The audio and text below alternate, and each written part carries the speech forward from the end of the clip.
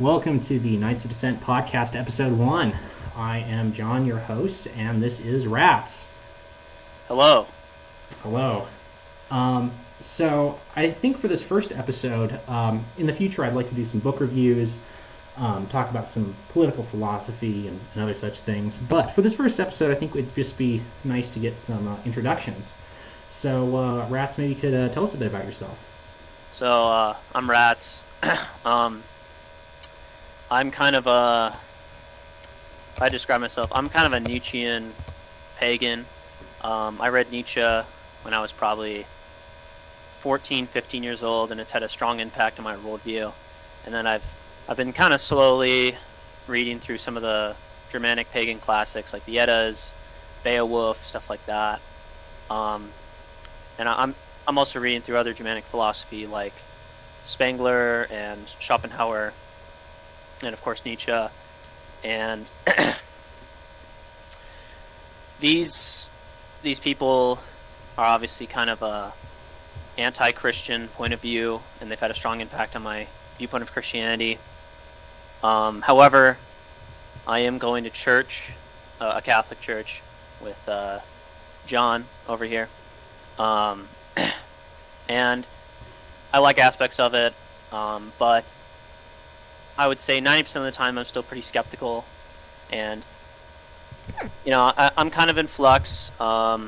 It's kind of like a last-ditch attempt to give Christianity a shot, because obviously our civilization is built off of Christian morals and Christian culture and stuff like that. So Right. abandoning it is going to be extremely costly. Right. And yeah, so that's kind of my perspective and my current situation. Right. So I think that's a fair point, and I'm glad you're kind of willing to give Christianity a try. I think one of the things that we have to go in acknowledging is that a lot of neo-pagans, by which I mean most pagans are neo-pagans today. There aren't really that many real pagans around that sacrifice animals, and a lot of them are Neoplatonists. They don't really believe that their gods are real. They believe they're kind of ideals. Yeah. Like geometric shapes. They don't really believe in actual powerful beings like Zeus and Odin.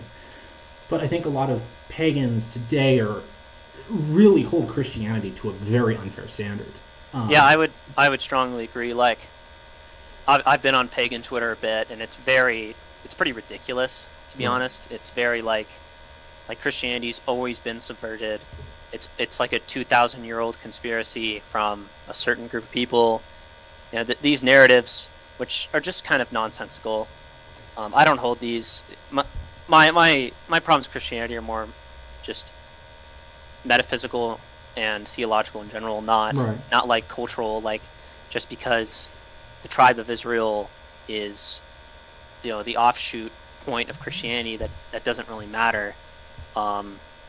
If it's the truth and if it's good for our civilization, it's just like a ridiculous narrative. Right, and I think there's sort of on the other side, there's kind of an unfair response by Christians, and it's especially unfair from the Reformed Protestant perspective. Is, well, Christianity lasted for 1,500 years and it did all these great things. Now, the problem with that response is that a lot of that time was a Europe under the Pope, right, practicing a religion that is totally different from modern Reformed Protestantism.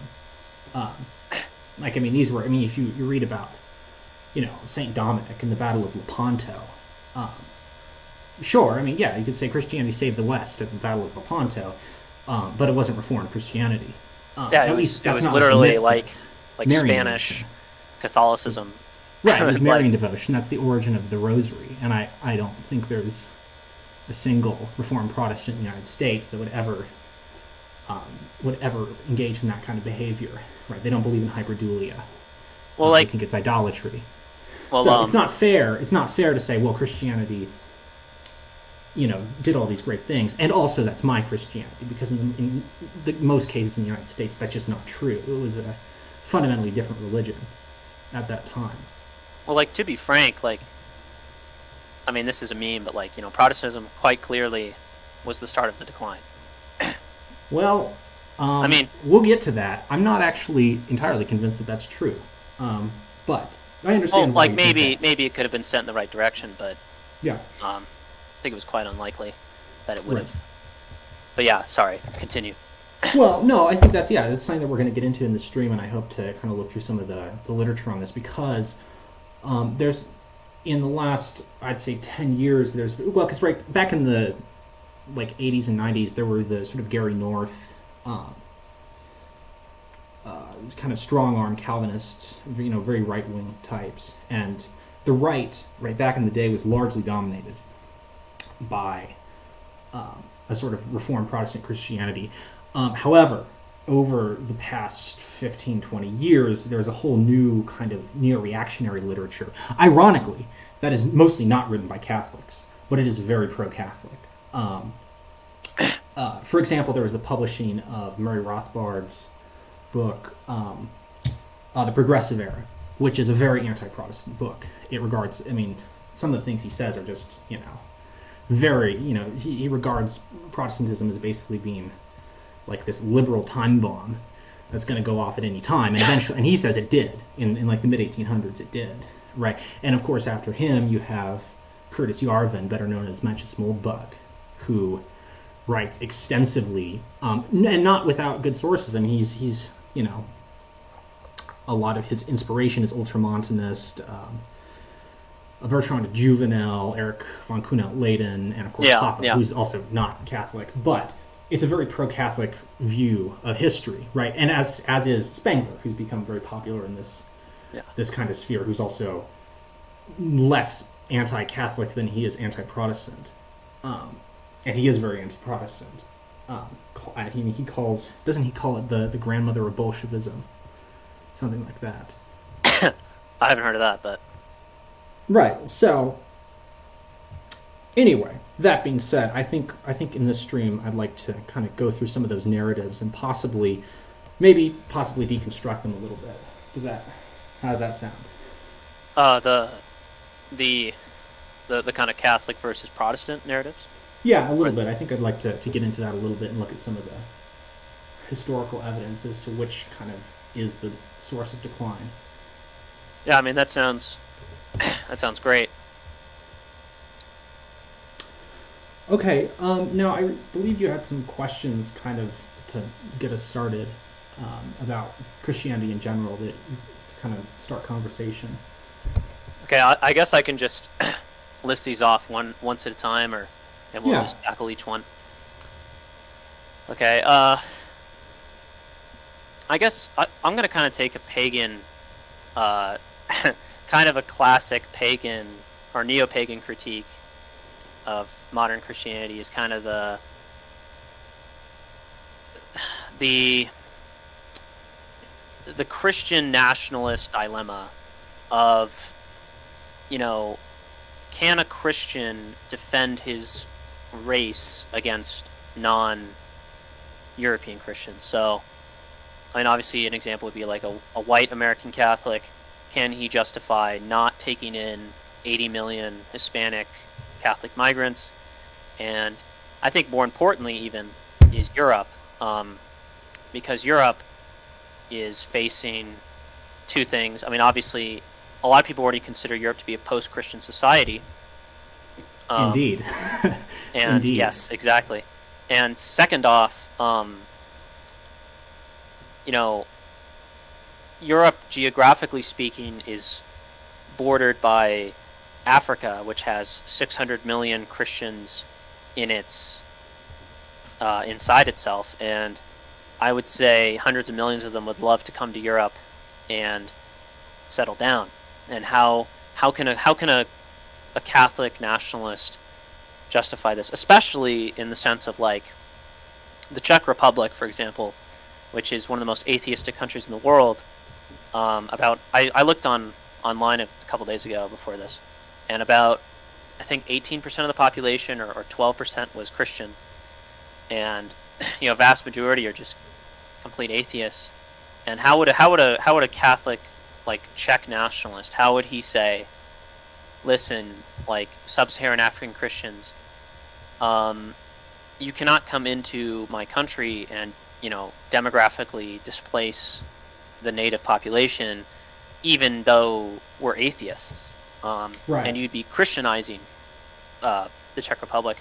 And one other thing before you answer the question, I kind of want to have something more than, well, these Africans and these Hispanics, they're not actually Christian, because I don't think that's a good enough answer, mostly because they could obviously, abandon their pagan traditions on a dime, and try to become as trad Cath as possible. And if that happens, that argument obviously doesn't work. So that's kind of my. They don't turn from them on a dime, and I think Mexico is an excellent example of this. The most popular saint in Mexico is Santa Muerte, who is the god Quetzalcoatl, right? It's not a Catholic saint; it's this sort of pagan deity, very ancient like an Aztec pagan deity. And that cult has become increasingly popular amongst Hispanics, both in Mexico and among Mexican immigrants to the United States. There is a huge problem with syncretism in South America and also in Africa. I'm not as familiar with the situation of syncretism in Africa, partially because there's so much wider a variety of sort of animistic and pre-Christian religious practices there that it would take quite a bit of kind of serious scholarship to root out the origins of a lot of those beliefs. But yeah, there is a huge problem, and the rate of apostasy among those immigrants that come to the global north is very high. And even when they don't, they're not, especially from Central America, they're not really remaining Catholic. They're joining sort of a Pentecostal, New Age form of Christianity. To the question of what justification do you have to not let someone in? The simple answer is because you have a responsibility to take care of the people that you are related to first. That's just is this the fourth commandment, or whichever commandment? Well, honor your father. It depends. The count of the commandments depends on how you list them. The Bible doesn't actually have the order. Does not actually divide them into 10 commandments. Okay. Because commandments, right? For instance, like the first, it's not really clear where the first commandment quite ends and whether or not the 10th commandment should be divided into 2. So it depends on who you ask. But yeah, the honoring your father and mother means honoring your ancestors. Okay. It means you have a responsibility to the people that you were born into, your nation, right? And everyone, within Christianity who disrespects their ancestors and their nation, right? If you just look at the Old Testament, right, the way the Jews are punished, right, for disrespecting their elders or for intermixing with pagans, both by marriage and just by culture, are very harsh. They're cast out into foreign lands. They're many times brought to the verge of extinction in this text. So, yeah, there's also on a more Catholic angle, there's the idea of subsidiarity, which is an elaboration on that point, which is that you have a responsibility to those most closely blood-related and geographically proximal to you first, right? The most obvious being your spouse, and then your children, right? And then your extended family. Yeah. And once those needs have been cared for, you care for your neighborhood, right? And once those people have been cared for, right? You see, that's once you get out to, another country, right? Unless you have fulfilled the needs of everyone up to that point, it's a kind of idolatry. Idolatry doesn't just mean worshiping something else instead of God. It means putting anything out of its place, right? That means putting. Oh, okay, yeah. Right. So putting your neighbor's child, their needs before the needs of your own child, is a kind of idolatry. Yeah, that's right. That's interesting because there's a proper I've seen many Christians say that the right partakes, or the Christian right partakes in racial idolatry. So it's Well, I kind mean, of yeah, like if you flipping that believe on that, its if head. you worship your ancestors, like quite literally worship your ancestors, yeah, I mean, that's idolatry. Well, Right. they'll say like, putting your racial Volk, I guess, above your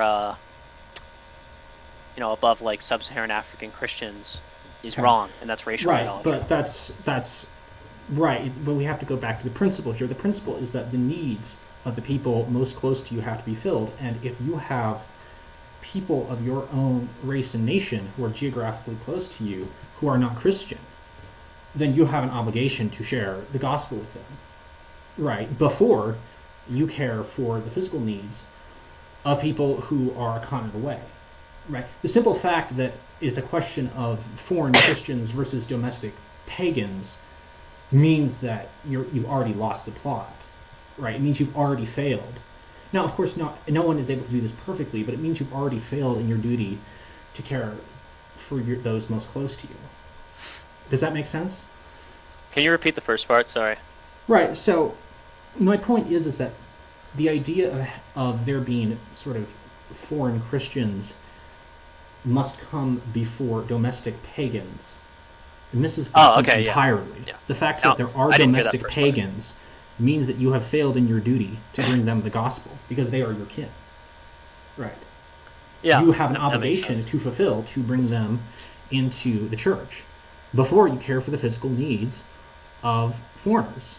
I mean, that's just simple arbitrage. Like, there's not arbitrage, triage, right? I mean, you have to care for the most urgent need. The most urgent need is the pagan at home who needs to hear the gospel, right? You're already Yeah, doing idolatry. yeah. I mean, that makes sense. Right. You know, this is a good narrative, but do you think this can become prevalent in Christian circles? Um, Um, well, I think it depends. And we can go through some of these slides of, I mean, this is just stuff that's happened in the last 2 weeks. So, Church of England Synod votes in favor of blessings for same sex couples. So, that was yesterday. Um, Interestingly, so the American Episcopal Church had actually been under, um, I don't know, like sort of probation for years from the Church of England because they had same sex marriage. So this is like total elite capture at this point. So now yeah, the institution that was putting other institutions under censure has now been essentially taken over. I mean, just look at what's going on here.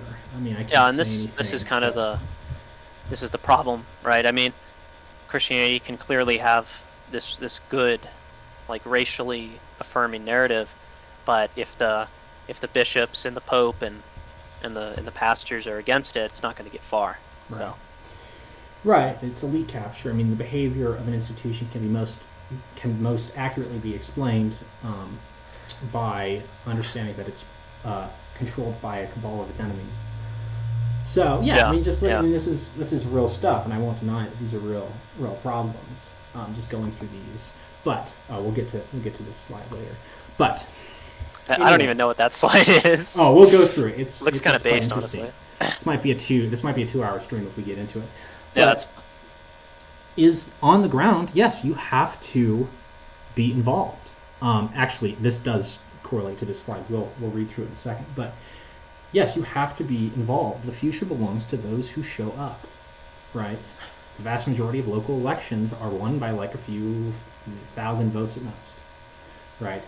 yeah, Church decisions, city council meetings, like these are actually made at fairly small local levels. It's not actually that hard to contact a bishop, right? Even within the Catholic Church, which is over 1.5 billion people, right? But just not very many people do, right? hmm So, and believe me, like I know a bishop, and I know that he was absolutely coping and seething last time I talked to him, because his phone is ringing off the hook at people complaining about him trying to resettle migrants in their neighborhoods. Um, so this stuff works. This pressure really works, and I think we've seen in the past it was 2 weeks ago, I think it was, with the large catechism debacle in the Lutheran Church Missouri Synod, which, by the way, was where I was baptized. I was not raised in the Catholic Church. I was raised as a Lutheran. That is a story for another time. But that does actually, I do care about that to a degree, because I do still feel a very strong connection to those people. Well, by my understanding, from watching some of Ryan Turnipseed's stuff, basically the Missouri Synod was a based institution, Right. and it's just been completely captured and subverted in like right. a few years, and like that's just devastating. Right.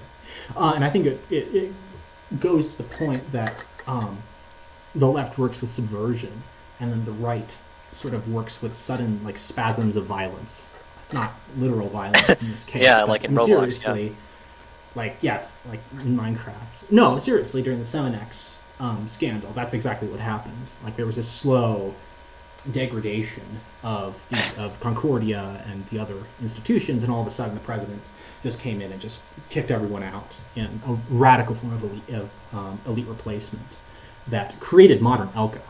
Modern Evangelical Lutheran Church of America came out of the people who were expelled from that. But anyway, so to the point of the future belongs to those who show up. I think this next slide is very interesting. Let's read through this. I don't know. Can you see this? Okay. Yeah. Let me just skim it. Yeah. So, I can read it just fine. This was a FBI document, like an internal memo leaked. Let's see, January 23rd was when it was written. I think it was leaked like 3 or 4 days ago.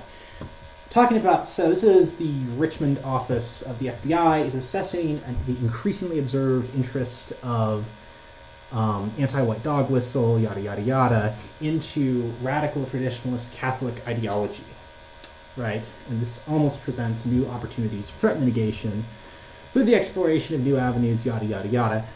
Yeah. The point being is that the regime is obviously very afraid of people of the right doing elite capture, right? Yeah, they're not actually worried. Like the FBI has never been worried about violence because violence 9 times out of 10 works in their interests, right? They're worried about people, right? They're worried about people just standing up after mass and talking with their friends, right? Which I have observed. That's where a lot of right-wing discourse happens. Fascinating stuff. So this memo basically says, we're worried that the traditionalist movement. So they're specifically talking here about people who prefer the Tridentine Mass, right? The old Mass. Yeah. I think this is very interesting up here. It says open source reporting, FBI investigations have noted a growing overlap between the far right anti-white dog whistle and RTCs. Illustrative of this has been the increasing collaboration of far-right Catholic media outlet Church Militant, yada yada, with the America First Greuter movement. The ongoing conversion of the far-right anti-white dog whistle and RTCs was further demonstrated through the increase in hostility towards abortion rights advocates. I mean, so this obviously is a concern, right? The FBI does not want people to run away from the church because it's not based, right? They want that. They don't want you showing up and being involved. Yeah, definitely. I mean, and there's nothing in this about like actual actionable threats of violence, right? There's nothing in here about, we've uncovered a plot, and this is like a terrorist attack is about to happen. No, it says basically these people are showing up, being involved in the church, and being friends with people who are in the church, and that's a problem we don't like. Well, the state has been at war with traditional Catholicism since basically busing. The busing era. I mean, that's what busing was, destroying every Catholic ethnic enclave in America. The purging of the ghettos was kicking the so-called white ethnics. I mean, ethnic is just Catholic. That's what that means. Well, I mean, that's what happened directly to my family. I mean, right. My mom got kicked out of a small town in New Jersey, and she had to leave because it just got destroyed. So, I mean, this... So... Yeah. This is very real. And one of the reasons why, just look at the mainline Protestant denominations, right? Oh, you're... their average age... Can you repeat that? You were roboting.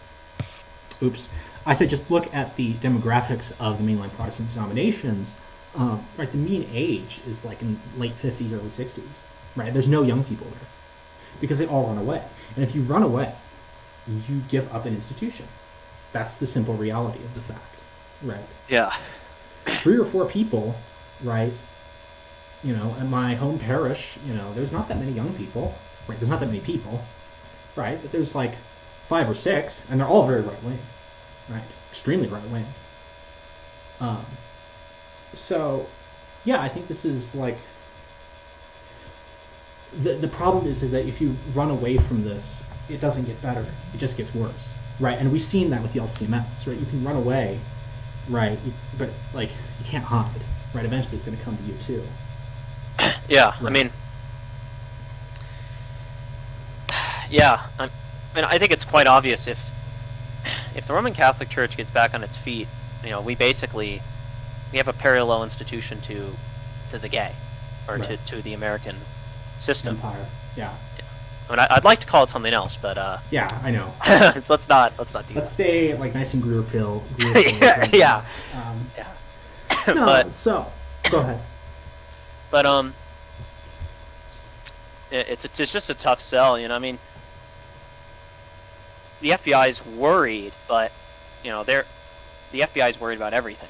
You know, No, not this is everything. not necessarily They're a not sign worried about that the everything. Catholic Church is like some domineering, up and coming force. This could just be the FBI snuffing out embers at this point. I don't think that's necessarily true. I mean, there's been an explosion in interest in the Trident Mass over the past several years.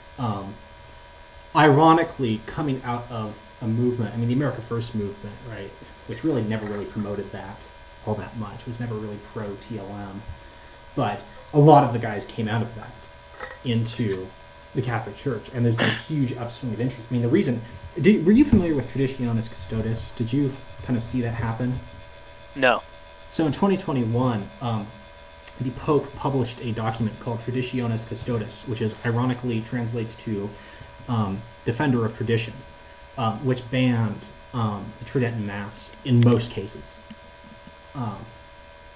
Like there's a couple cases where it's still allowed with special permission from a bishop, but this is obvious. Like the Vatican obviously sees this as a problem too. They see this as their own.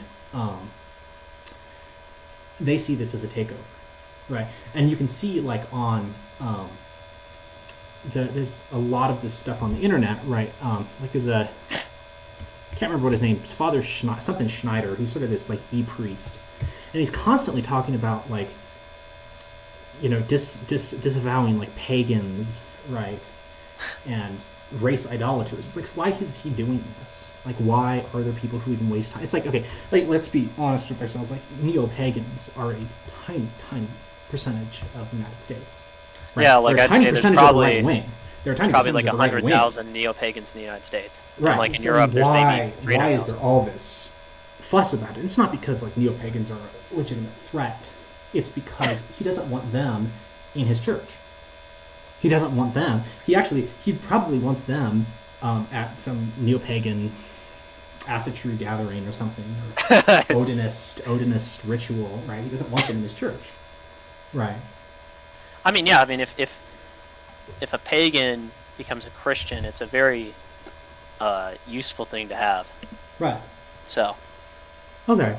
So I don't know. Does that kind of answer the questions, the first two questions? Yeah, I mean that's a good answer. It's kind of what I was expecting. It's a bit it's better. Oh, it's a little better than I was expecting. Okay. But I mean, just obviously, just because Christianity has a race positive take doesn't necessarily mean that's going to become the take of the Pope. I mean, if I asked the Pope about race, he would shut me down in 2 seconds, obviously. So. Right. But the thing is that the vast majority of people don't really care what the Pope says. Yeah. that's the reality. Okay, so of it. let's move on to the next question. This is kind of a What the heck was that? Sorry, some weird noise in my apartment. But this is kind of a personal problem I have with a lot of Christians online at this point.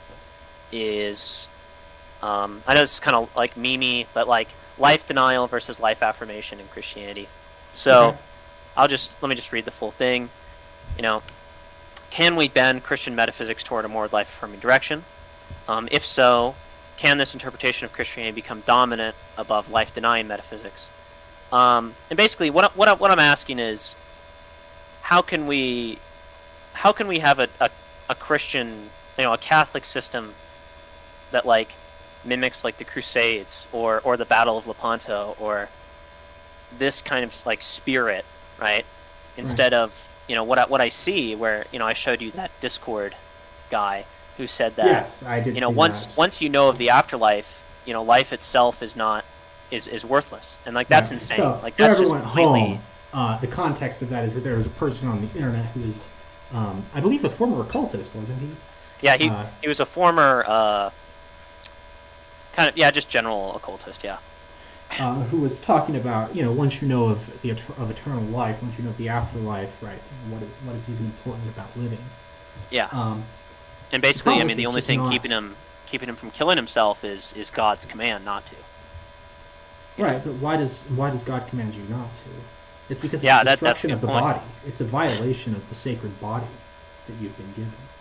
Something about your body is sacred because your body and soul are linked.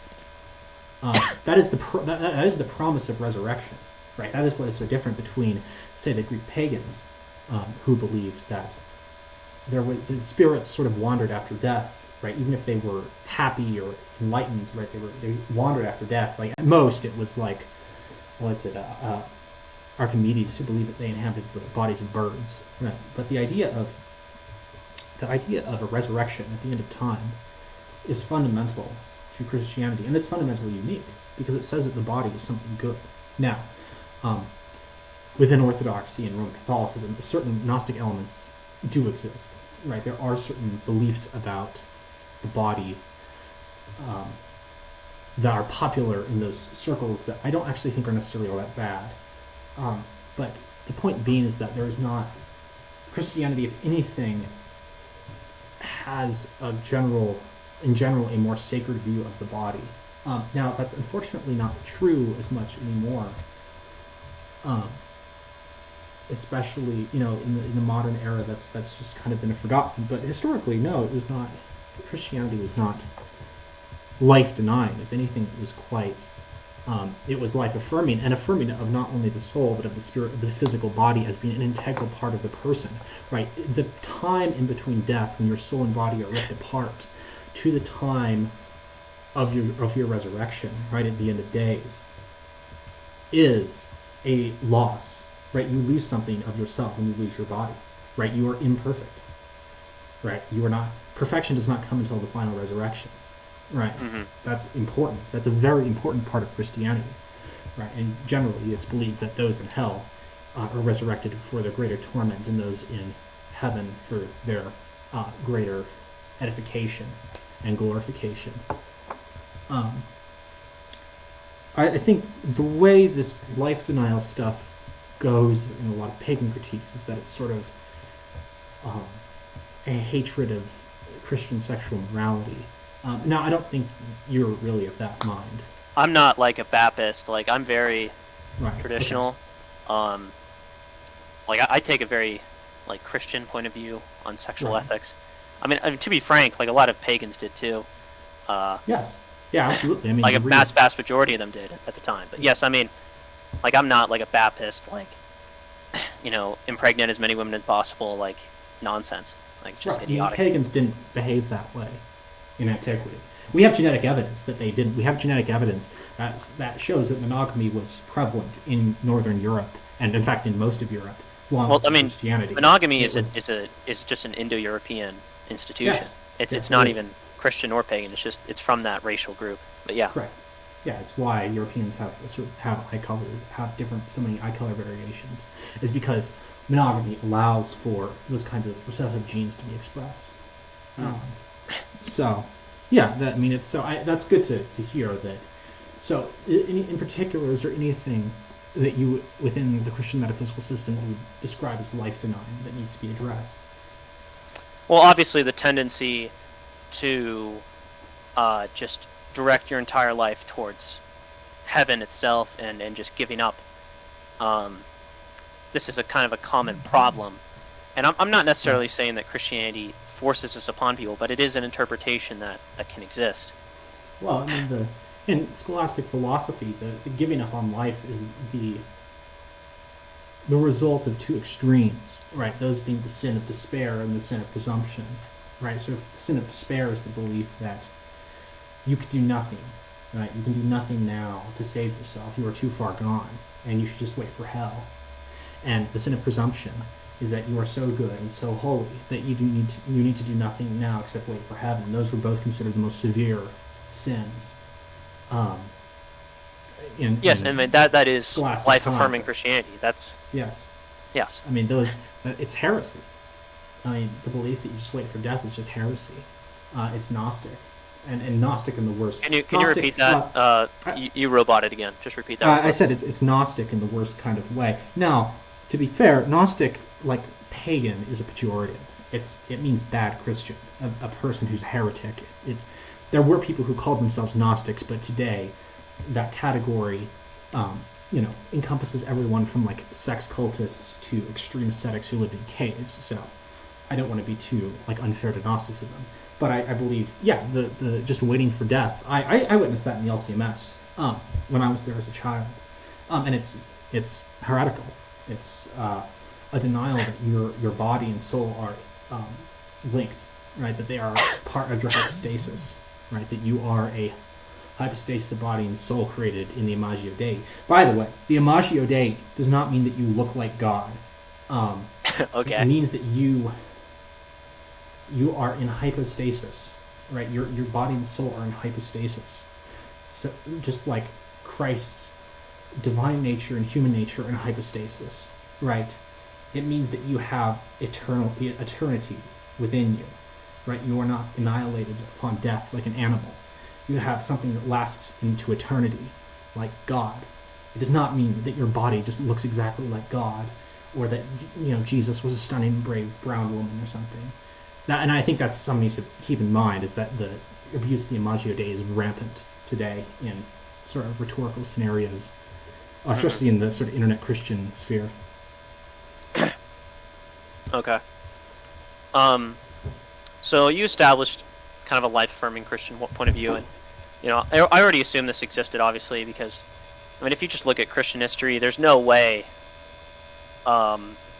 Christians throughout history denied life. It's just not feasible. So do you think that this life-affirming worldview is already more prevalent in the church than life denial? And do you think, and if not, then do you think that life affirmation in Christianity can overcome this kind of Gnostic early church worldview? Well, I don't think it's an early church worldview per se. I mean, the early church had a slightly different view, which was that and I mean within the first 40 years, the belief was that Jesus Christ was going to return within their lifetimes. When it says those things and all these things will come to pass, that this temple will be destroyed and rebuilt within 3 days, the early Christians thought that Jesus, right, obviously it was a prophecy of himself being crucified and resurrected, but the idea of the temple being destroyed is also within that prophecy, right? The destruction of the temple happened within their lifetimes. The return of Jesus did not. However, many of them did not know that and died with the belief that Jesus Christ was about to return. Mm-hmm. Right, so that is different. That's a very different worldview than what we have today, which is a kind of just waiting for death, giving up on life, right? Yeah. It's the parable of the talents. Are you familiar with the parable of the talents? I've heard it, but I don't remember it. Go ahead. So the king, well, he's not the king, so the landowner gives various amounts of silver to his servants, right? And the one who invests it wisely and brings back a handsome return is rewarded. And the one who invests it somewhat less wisely but gets a small return, he's also rewarded, but less. And the one who just buries it in a hole and waits for the master to come back is punished. I think that says all that needs to be said about the matter. Mm-hmm. Right. I mean, that's just. It's kind of like, be fruit will multiply. Right. Act within life. Act within the world. Yes. Point of view. You've been given life for a reason. Yeah. It's just, in my personal experience, I've just seen a lot of very questionable points of view. To your question, is it more common? Is this life denying view more common? Yeah, it is. That's just the reality of when you abandon the churches that are taken over by A, the subversive, right, and B, the old, right? And between those two, you have nothing but death, right? You have people who are on the brink of death, who only are thinking about it, and people who worship death, right? Which leads into my other point. While there may not be enough life-affirming belief within Christianity today, within the secular world, there's only death. Yes. So I mean, this is why I'm not an atheist. Nothing about the modern world is bringing life. Yes. And not even in the sense of the sort of end of history, Francis Fukuyama kind of like, well, we're living longer. Well, that's not going to be true forever. I mean, we're already starting to see certain demographics, specifically white Americans, are starting to live shorter lives. I was just, and we actually don't really know which of our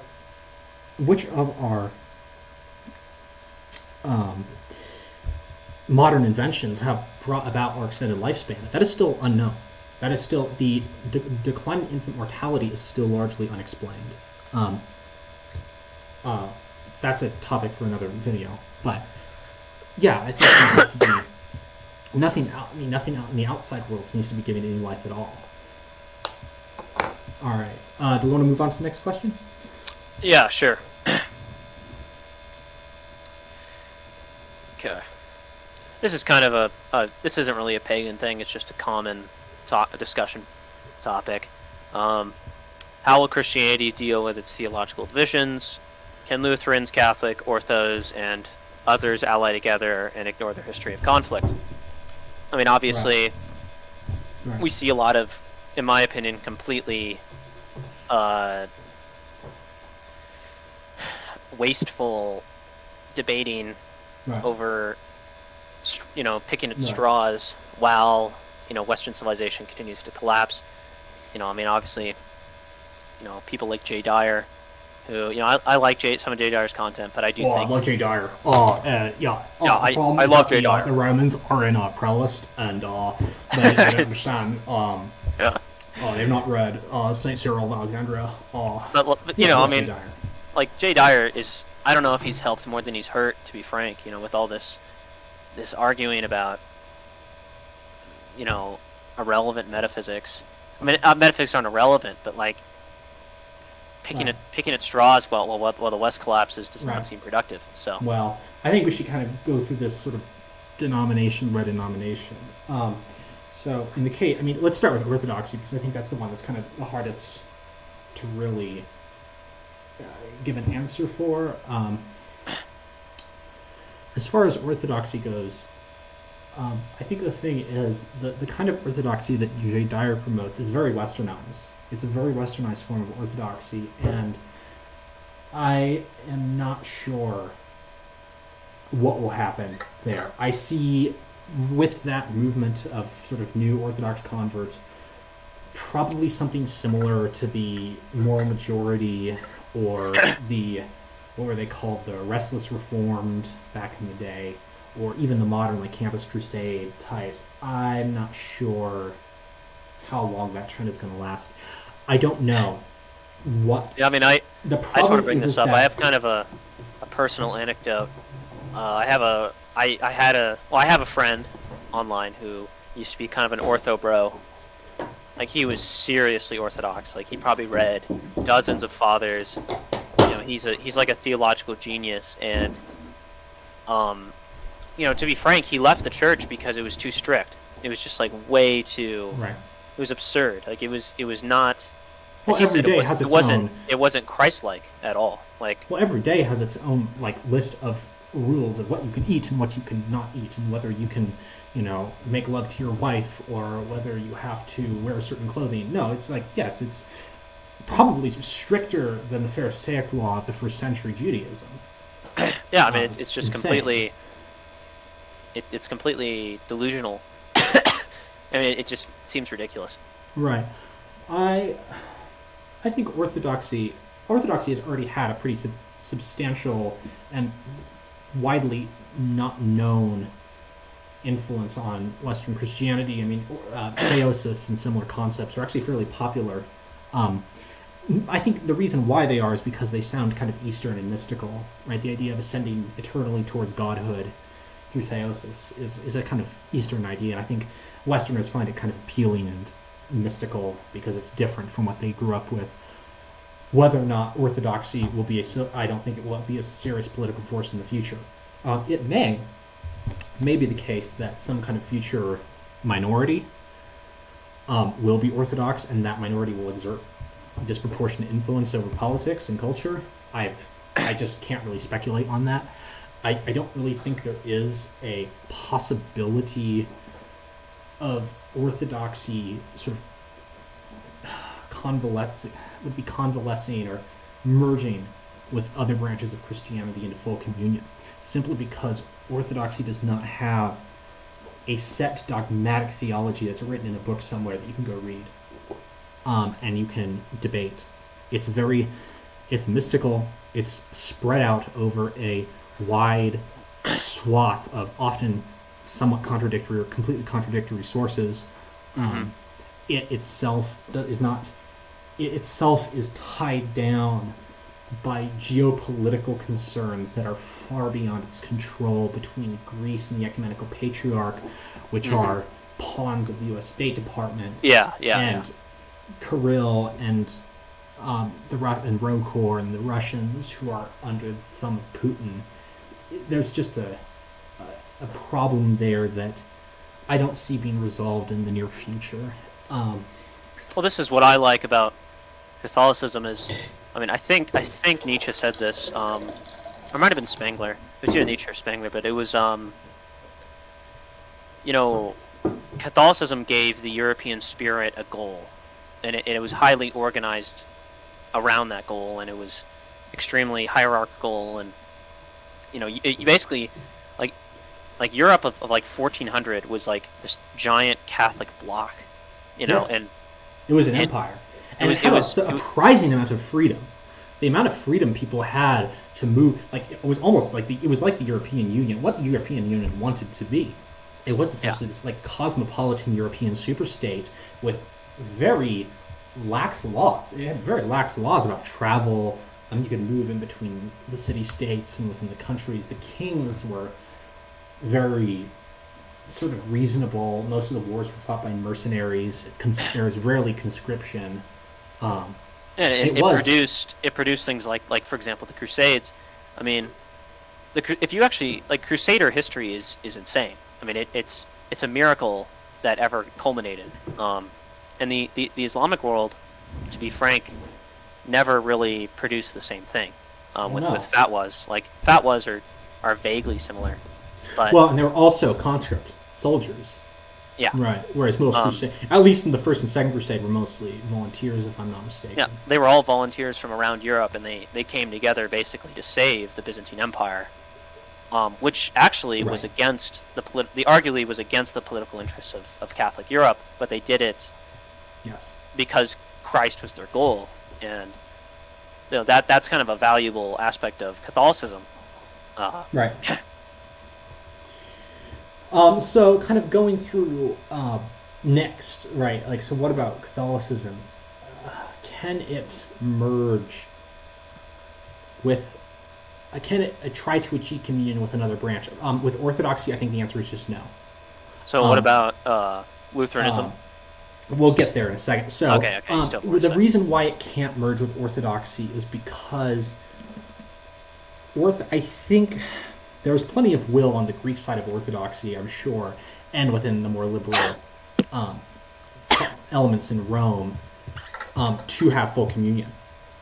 But the metaphysics are so very different, and the way that Orthodoxy puts emphasis on different things, right? And it sees certain things as very important, whereas it doesn't see other things as very important. And that's this thing that's kind of that's very much a thing throughout all of Christianity, is that what one group thinks is very important, another group might not. So I don't think that there will ever, at least within our lifetime, be anything remotely close to full communion with the East. Now, the Lutherans, on the other hand, are a very different story, and a very interesting story. So, I think this was in 1999. Let me check that out. I think it was in 1999.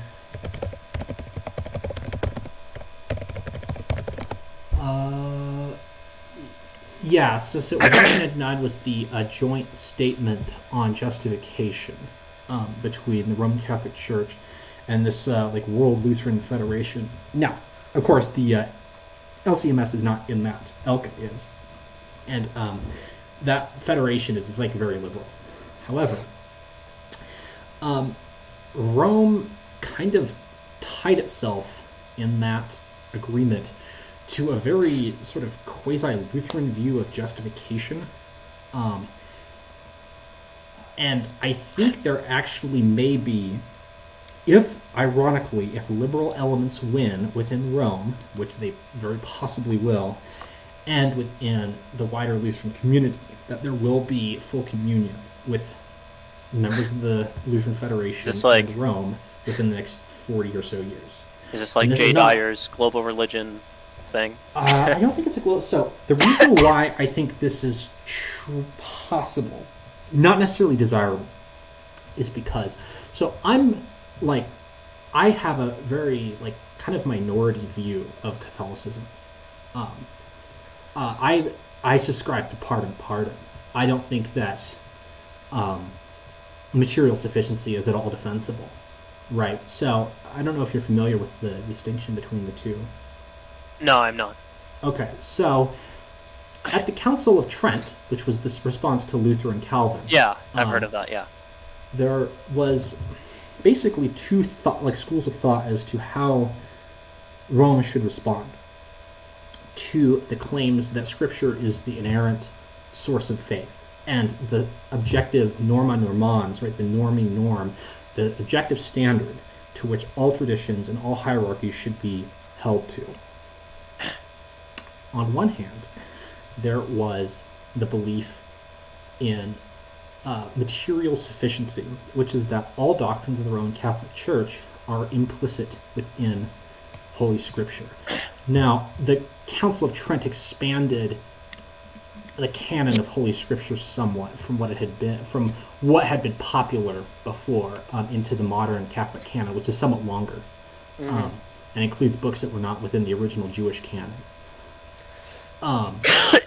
But it was the belief. So, material sufficiency held that there was within, sort of implicit, kind of hidden within those texts, was everything that Rome would teach, that Rome taught at the time and would ever teach. There was, however, a minority view called pardon, which is that part of this doctrine is contained within the Scripture, and part of it is retained within sacred traditions, essentially what Jews might call the Talmud, right? That's essentially the Christian equivalent of the Talmud. Which is just like Jewish law, right? Well, it's not. The Talmud is oral tradition, which was written down after the temple is destroyed, right? Temple? The second temple. The Herodian temple. So pardon is the view that essentially Christianity has something equivalent to the Jews' oral Torah, that being an unwritten tradition of rules and beliefs that are not within sacred Scripture. I think that's the more reasonable point of view. Is that not the point of view of the modern church? No. Well, we'll get to there. It's not. This argument was never resolved, and the Catholic Church itself has never actually figured out which one it endorses. I think that based on the historical evidence, and just based on the kind of abortive attempts by Catholic apologists to defend certain doctrines from sort of esoteric readings of Scripture, I think partem partem is the only defensible, the only defensible point of view. However, since that debate has never been resolved, there is the possibility for my sort of minority opinion to lose out and Rome to almost go to a form of sola scriptura. Yeah. I don't know if it's necessarily likely, but I think it's more possible given that that was never decided, right? And we've seen over the past century that doctrine is not necessarily so, like the magisterium of the Roman Catholic Church is not necessarily so immutable as it would like to claim, which has led to a current debate between like hyper-manualists like Michael Lofton and more like scholastic Catholics as to like whether or not, like to what degree the magisterium is even infallible. And I think that out of that could actually come full communion with Lutherans. I don't know if that's a good idea. I think politically it actually might be good, but I don't think pragmatically it might just be like the giant American Empire Church all rolled into one because the Lutherans would be laying along with them like women's ordination, gay marriage, all kinds of things that Rome's not capitulated to yet, right? So it'd almost like be like throwing Rome forward another 50 years of degradation. Yeah. I went last midterms, I went to vote at a Lutheran church because there was a voting booth there, and there was literally like a gay pride flag on the wall. So flag. Did I say something else? I said flag, YouTube. I said flag. Okay. I said flag. Okay. Yeah, there was a gay pride flag on the wall, and I don't even know what to say. Just like how, it's just ridiculous. I mean, our young generation is clearly lost, man. I don't know what to say no more. Is that from George Floyd? Yeah. Okay. So now that's Lutherans. The Church of England is done.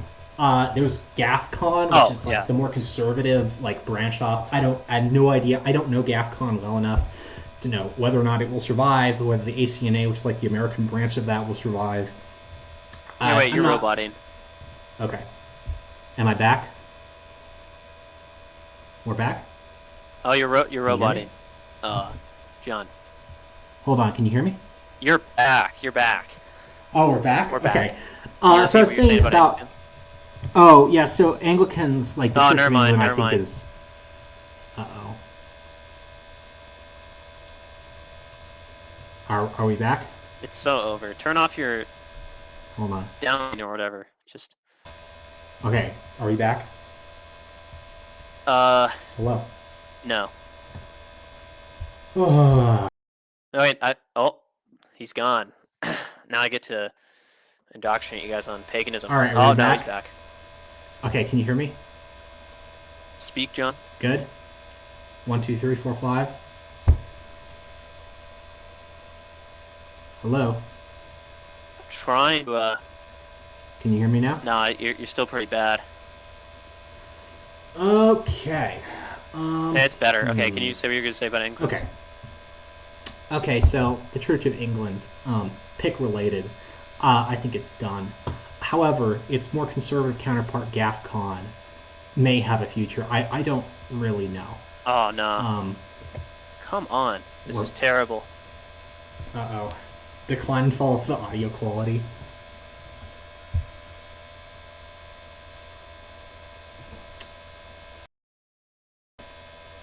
Okay, can you hear me now? Hello? I just think it's a failure. No, Okay, you're back. I lost you there. You're back. You're fine. Okay, I lost you. You said sign as a failure. Hello? But I mean, what I was gonna say is, I'm losing you.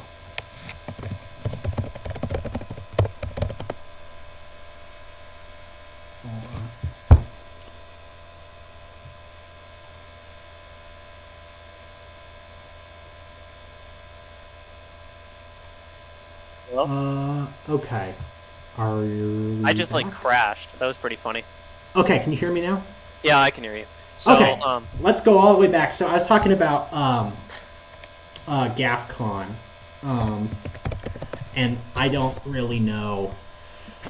I don't know how that's gonna go. I don't really know what the future of Anglicanism is. I think on a church by church level, some of the churches might still be pretty good.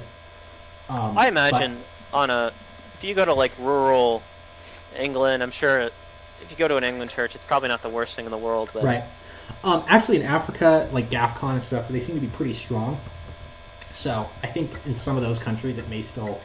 Well, yeah, I mean, you sacrifice a bull to Obongo, and then you go to the Anglican church. Yeah, that's very strong. Well, no, actually, like the Anglicanism within Africa, I hear is pretty doctrinally pure, but I don't know enough to really speak on that. I could see that like in Lagos or something, but in rural, it's because it's new. Rural it's Africa, new. The thing is, it's new to them. They haven't had time to corrupt it. It's very new to them, right? Unlike Catholicism, which has been there for a couple of centuries now. Yeah, I mean that's fair, but you know. Okay, and then I'd say for like Pentecostals and these mega churches, I have no idea. I think that eventually they'll collapse. I don't have much confidence in them. I frankly don't care about them very much. I think they're. I just think Pentecostalism is insane.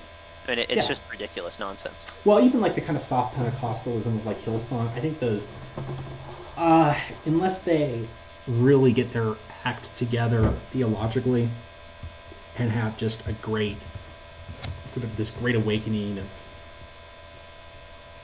some genius comes out of that movement, another R.C. Sproul or something, I don't really see that doing well in the future. It may, I might be wrong, but with all that said, I don't know if it necessarily, there has to be agreement in everything. I mean, I'm not asking for full agreement, I'm just asking for cooperation against what we're facing today. Yeah, I think there will be. I think that can definitely happen. As long as we're reasonable about things. And if possible, that's something I'd like to pivot to next. Is there anything else you wanted to ask? I mean, I have two more questions. There's one more I would like to ask. Okay. At least. I think this is a pretty important question. This is kind of a pagan, kind of like decline and fall, Ouroboros, infinite, Yuga kind of thing. It's kind of just, it basically goes like this. Is the fall of Christianity, or is this fall Christianity has received normal? Or is it the death spiral of the faith? And is it time for a new morality and religion to come? And on the flip side, when I ask that, do you think that paganism / vitalism / Nietzscheanism, yada yada, could kind of take Christianity's place? Not maybe to the same extent as it did like 100 years ago, but to an extent for like elites in our circles. Do you think that these worldviews can replace Christianity? And do you think this decline that Christianity's experienced, do you think it's normal or do you think it's extraordinary? Well, I mean, just look at the Aryan crisis. Not Aryans as in like Indo-Europeans, like Aryans as in like the I'm familiar with like Arius. Right, I mean, there were times when Aryanism was like the vast majority of most regions. There were times when all manner of heresies were just everywhere. I mean, especially in the East.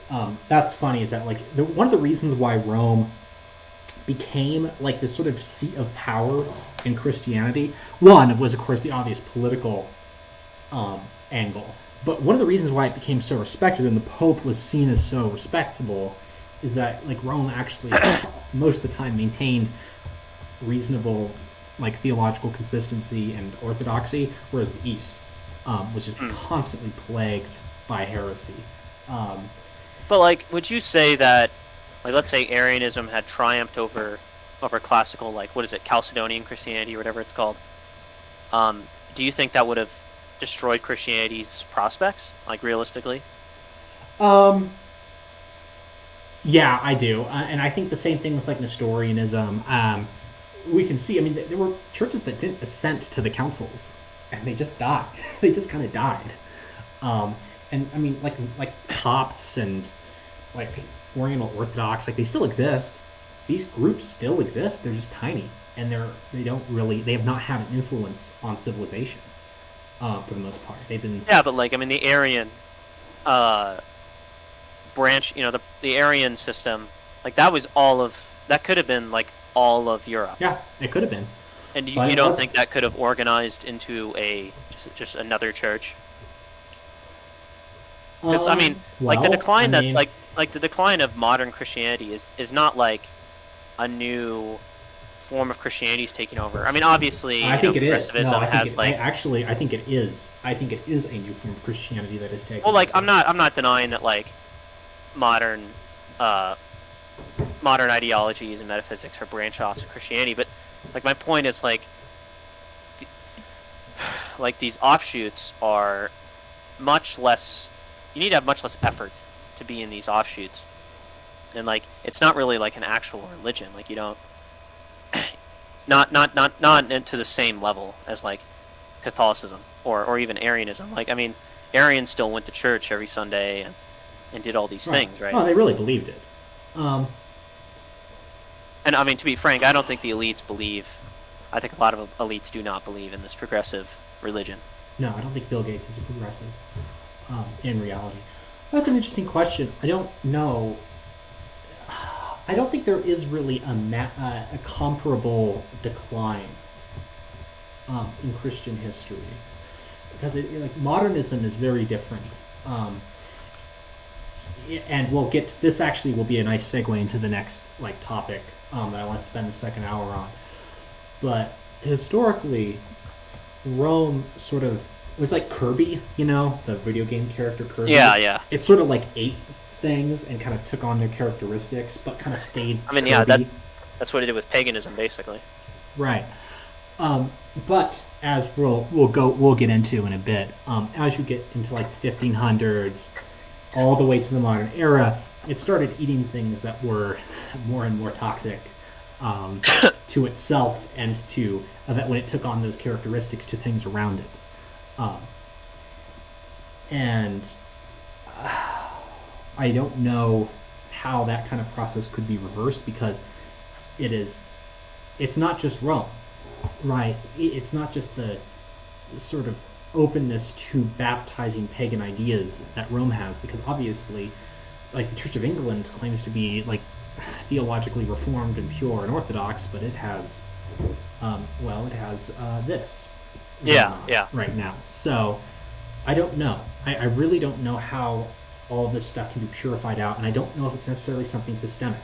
I don't think it's a systemic problem built into Christianity, because like why is this happening in Rome and also within these highly egalitarian like Baptist churches? Like how is that? They're completely different kinds of government and really different belief systems. So it's something very much outside, very foreign to the system. That's causing the decline of Christianity. It's not a time bomb built into it. I don't think so. Yeah, I mean, yeah, okay. But I think I'd like to segue, if possible. Can you see what's on my screen? Yeah, let me just close something. Okay. Can you hear me? Yeah. Okay. Yeah, let's talk about the Counter-Reformation in France. Right. So I think for the last hour, I'd like to get into a sort of narrative that's popular on the right wing, which is that it was all going great, and then the Reformation happened. And I don't think that's historically fair, and I don't think it's reasonable and productive to kind of bask in that fantasy of a sort of glorious united church that the Reformation just ruined, and somehow liberalism just came out of Reformation, because I'm not really sure if that holds up to the evidence. So the first thing I'd like to look at is this article by historian Richard H. Popkin. I think this was written in 1960, so this article is quite old. Richard H. Popkin is one of the foremost, he died in like the early 2000s, was one of the foremost scholars on the history of skepticism and the Enlightenment. And he gives an interesting argument here that the Enlightenment and sort of liberal thought and extreme, almost postmodern skepticism did not come out of Calvinism, which, like Mencius Moldbug might have you believe. It instead came out of the Counter-Enlightenment. So let's just kind of read through this here. So this exploration of the Counter-Reformation in France will attempt to trace and explain one of the oddest developments of this period, the alliance of the most orthodox Catholics with the most skeptical followers of Montaigne in a common crusade against Calvinism. Some recent studies in the history of French theology after the Council of Trent point out that the prevailing currents of Catholic theory were primarily negative and Augustinian, and were more against scholasticism, rationalism, and Calvinism than for any systematic and coherent intellectual defense of the faith. And you'll see that there is like this, generally like the late scholastics are seen as like those who lived at the time of the Reformation, and online like the core scholastics were those who lived before the Reformation. And you do see this with scholastic thought where it becomes really like epistemically nihilistic after the Reformation. Okay. So what his thesis is here is that there's some relationship between Pharaonic Greek skepticism and the strategy of the Counter-Reformation. So he says here, the picture that has usually been painted of the French skeptics, from Montaigne to his heirs and disciples like de Gournay and Francois Lamotte and Lavoisier, is that of a group of essentially irreligious, anti-religious figures. Right, so I mean, that's like the Jacobin, right? The history of Jacobinism is that it came out of this sort of rejection of religion, right? Yeah. The leaders of the French Counter-Reformation, on the other hand, like Saint Francois de Sales and Cardinal de Perron, have been portrayed as sort of these dynamic, inspiring religious figures opposing the unbelief of their age in order to make France again totally Catholic. Reevaluations have been made recently of this traditional alignment of the figures by discovering a religious side of Montaigne and occasionally, though only occasionally, some of his French disciples. So, kind of go down here to important part. One of the crucial facts on which this new interpretation of Montaigne is based is the discovery that he associated with and was friendly with and agreed with some of the dominant figures of the French Counter-Reformation, especially the great Spanish Jesuit theologian Juan Maldonado. So Maldonado is the French pronunciation of Juan Maldonado. Hold on, I'm going to share this tab. So here we have this is like the New Advent Catholic Encyclopedia on Maldonado. So he was a really big, funny enough, so Michel de Montaigne and Juan Maldonado were actually born in the same year, in 1533. And his work during the Counter-Reformation was very, very crucial. He studied at the University of Salamanca, an institution that I think deserves its own video. But it's very interesting that he's a friend with this skeptic Montaigne. This prevents a little bit of a counter to the sort of Mulbugian theory of history here. I highly recommend. I'm not going to have time to read the whole article, but I highly recommend that all the viewers go and look this article up. There's PDFs of it all over the internet. That's kind of interesting. Another article I came across recently, here I'll share this one,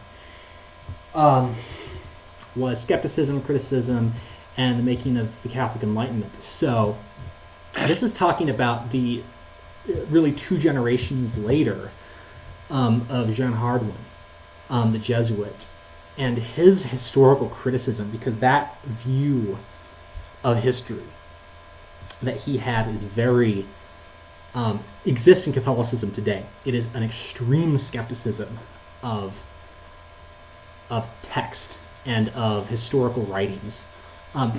He believed, so this is interesting, so this is he had this very strange belief that most of the writings of Greek and Roman authors, as well as the texts of the Church Fathers, have been fabricated by a secret cabal of atheists in the 14th century. Very weird stuff. That's schizo as hell. Right, so for 3 centuries, the cabal had gone undetected, but thanks to his tireless efforts, Hardwin felt that he had exposed their plot and rebuffed their arguments. And this guy was very, very important in the Counter-Reformation here. His Wikipedia article goes into even more stuff about him. He believed, for instance, that the Bible had originally been written in Latin, and that there was a secret Latin Bible, like original translation of the Latin Bible that had been lost. So why is this important? Like why is this like quirky, like weirdo, like basically this nutcase important to history? Because that kind of Jesuitical skepticism has a very important impact on the world, because within France you have these guys who are at the top of society going around basically encouraging skepticism towards the Bible, towards classical texts, towards everything, and that possibly has a runaway effect on what eventually becomes Jacobinism. Another example of this is Francois Varon, who, I mean, there's a whole bunch of stuff with him. He kind of was the most vocal proponent of this kind of skepticism. He would go around, he had letters from Louis XIII, and he would go around to sort of Calvinist churches and try to cast skepticism on the Bible with the rhetorical purpose of saying, right, so if we can't understand what the Bible is, if we can't even know which books are in the Bible from the Bible itself, right, then we need the Pope. Right? Does that kind of make sense? Yeah. I mean, I can see that. That sounds extremely damaging, and right. I mean, that's like a Pyrrhic victory, basically. He. I mean, some of his writings are really hair-raising, but yeah. So he would basically, and this is a style of apologetics called the canon conundrum, which is still popular to this day. Yeah, it's like a meme, like prots or sola scriptura, but who organized the scripture, right? It's like and this is not a problem. Like, this is not something that is brought up prior to the Counter-Reformation. No one thinks about this in this kind of strange, highly skeptical way. It's kind of, I mean, honestly, it's kind of like a decline of thought. To be frank. No, it's not. It's not. It is not as. It is not the highly systematic, purely deductive thought of Aquinas. It's just not there. It's skepticism. Yeah, it's just a decline in skepticism. And it's not constructive. And it's not constructive in any way. So I thought that was very interesting to kind of maybe put a damper on what we were talking about of this like constant bickering between denominations. I think it would help Catholics to be a little humble and to look into this stuff and be honest about it. Because if not, you cannot have objective truth. Right? The narrative that the Reformation basically ruined all of the West is very compelling, and it's very neat, but it's not necessarily truthful. And I think that we need to be honest about that. And I think if there is to be any productive Christian dialogue going forward, I think we need to be upfront and honest about that, and not try to blame one side or the other for the. I mean, I don't have a dog in this fight much. No, I know, but since we were talking about the conflicts, the constant conflict. I mean, there are clearly denominational. I would just say that the Protestant Reformation wasn't destined to cause these problems in the West, but unfortunately, it heavily contributed to it alongside a declining Catholic system. Yeah. One of the interesting things is how Ultramontanism really comes out of a more liberal tradition than it's strange. Like so Ultramontanism, the sort of hyper papalist view. Ultramontanism literally means like above the mountains, which is a kind of extreme, very high view of the Pope. Comes out of like rather theologically liberal people. It comes out of Maldonado. It comes out of Francisco Suarez, which is interesting because they're like, when you compare them to like, I don't know, Filmer or like some quintessential monarchist, they seem pretty liberal. The Jesuits of that era were pretty liberal. Like we might actually call them sort of like classical liberal types. In fact, there is a great book, Jesus Huerta de Soto's Money, Bank Credit, and Economic Cycles.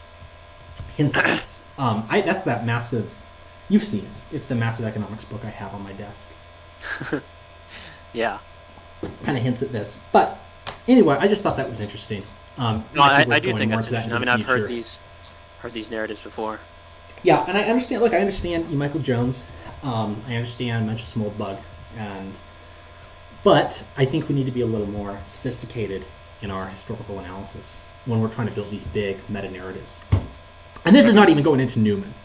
This is not even talking about Cardinal Newman. Is a whole nother like depth of skepticism and weird historical interpretations. But yeah, I don't know. Is there anything else you'd like to go through this episode? I mean, do you have any other materials? No, that's mostly what I had. I mean, I had a question about. Yeah. I had a question about like. This is kind of just you know, is I don't want to put this. Is Christianity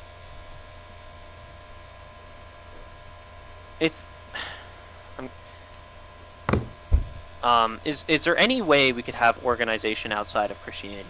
Like, that's kind of my question. And I mean, this is kind of a question of like, you know, one advantage neo-paganism has is that it basically has no baggage. It's just starting up. And we can kind of build it into whatever shape we want, as long as we play our cards right. Of course, Catholicism has 1,500 years of baggage and 1,500 years of structure, and that has benefits, but also has downsides. But one, can we organize outside of Christianity, in a pagan way or in any other way? And two, is the structure of Christianity special in any sense? Oh well, I think it is. I think history shows that it is special. It's just more successful than any other system. Now, any other system in the West, right? I mean, if you're trying to compare it to, say, like Chinese bureaucracy, which has another couple thousand years of history behind it, sure, but I don't know if you want to live under a Chinese bureaucracy. Yeah. I mean, let's be honest, like, Christianity didn't just succeed because of its worldview, it also succeeded because of who became Christian, right? Yeah, elite capture, of course. I mean, well, I'm not just talking about elites, I'm talking about Europe, like, yeah. If Jesus had only been spread into Ethiopia and Armenia, like, Christianity would be some, like, obscure, weird religion. But, well, like, it's spread into Europe, there is spread still into an Rome. Ethiopian Orthodox Church that's very ancient. It just doesn't really have much of a missionary history, I'm afraid. No, I could be wrong, but...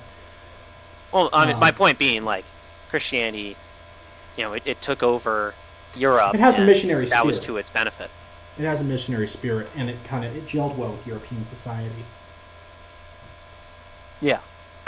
I mean, the problem is that if paganism wanted to do that, it would have to get very lucky. It would have to get very lucky to get that formula right. Also, the question of, like, do most neo-pagans actually believe in their religion? And are they willing to die for it? And I think the answer in most cases is no. I mean, I would just say that's just a decline in spirit in the West itself. I would say most Catholics wouldn't die for their religion anymore. That's correct. Like, this is not, like I'm trying to build, if I really give neo-paganism a shot, I'm trying to build a system in an age of decline, right? Right. So that's just going to be part of the package. I mean, AA says academic agent is what I'm referring to. AA says that no one actually believes this stuff anymore. And honestly, I kind of believe him. Like I kind of agree with him. I really think I strongly believe in God, but like I question how many people like strongly believe in anything metaphysical like the medievals did. Like if I went up to like an English peasant in 1200, he would 100% believe in angels, in the Ark of the Covenant, and the Noah's Ark, and the resurrection, and all these things. But in our age of spiritual decline, maybe like some sub-Saharan Africans believe in that. Maybe like some Western like young Earth creationists believe it. But even I'm skeptical. But I mean that's just my perspective. Yeah, I see what your point is. And like I'm not saying that's a good thing. Like obviously that's an age of decline from a higher age. Yeah. Yeah. Well, yeah, I think that's a very good point, and I'm hoping with the coming episodes we can kind of deep dive into some of these ideas. So, sorry, what were you gonna say? Oh no, I was just saying, is there anything you'd like to shill? Oh yeah, let me shill my my Substack. R.A.T.S. It has nothing on it, and I don't know when I'm gonna post something on it. Okay. I have a Twitter, but I don't. What? Okay, I'll link it in the description. I have a Twitter, but like I don't go on it very much. Okay. Because I think Twitter's pretty boring. But okay. I just wanted to talk about maybe the next few episodes before we sign off.